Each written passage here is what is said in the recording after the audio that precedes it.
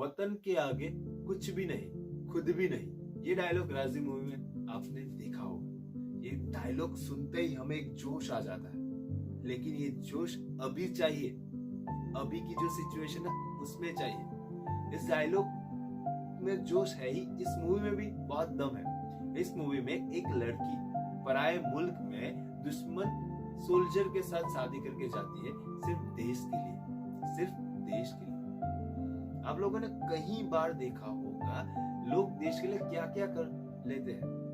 हमारी बात करें, हमारे क्रांतिवीरों की बात करें, उन्होंने भी इस देश को बलिदान से सींचा है। लेकिन एक बात सोचिए कि हमें हमारे देश का गर्व है क्या? ये सवाल हर भारतीय को अपने आप से पूछना चाहिए। मैं तो हर रोज पूछता हूँ, आप पूछते हो क्या? पूछिए। हमारा दुश्मन देश अभी चाइना, वो अपनी लैंग्वेज पे, अपने देश पे इतना प्राउड करता है, आप सबको पता होगा। 2008 में ओलंपिक की बात करता हूँ, जब उनके जो भी वो राष्ट्रपति होते, क्या होते, जो भी होते हैं, जिनपिंग ने वहां पे उस टाइम पे उसे पता था कि ओलंपिक पूरे वर्ल्ड में देखी जाती है, फिर भी उसने चाइनीज लैंग्वेज में ही भाषण दिया था। क्यों?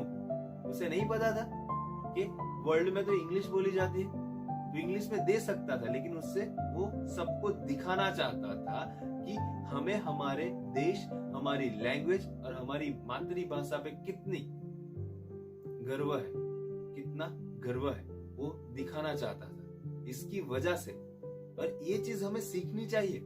दूसरा एक एग्जांपल लेता हूँ, इजराइल। सबको पता ही होगा ना, जब इजराइल आजाद हुआ तो पूरे विश्व में इजरायली फैले हुए थे, लेकिन सब अपना बिजनेस, अपनी प्रॉपर्टी सब छोड़ के अपने देश में वापस आ गए, सिर्फ अपने देश को टॉप पे और अपने देश को सींचने के लिए।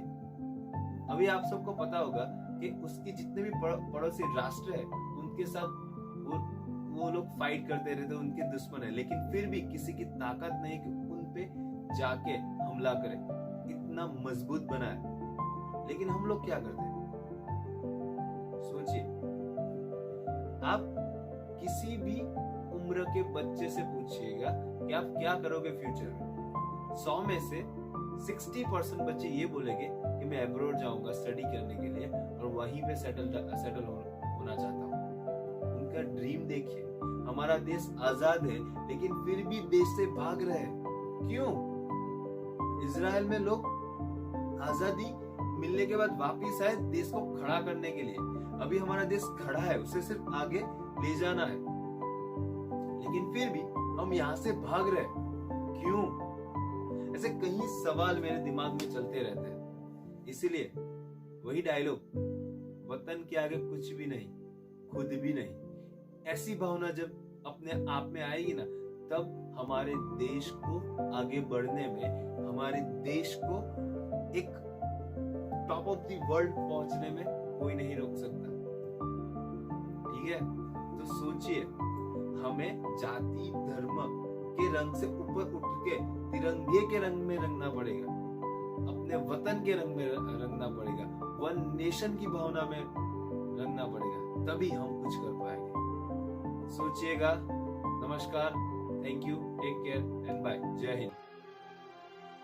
आपको मेरा ये वीडियो अच्छा लगा हो तो प्लीज जरूर से सब्सक्राइब कीजिए और बहुत सारे लोगों तक शेयर कीजिए। मैं ये चाहता हूँ ये मेरी बात कम से कम 1000 लोगों तक तो पहुंचे, इतना जरूर से शेयर कीजिए। Thank you and take care.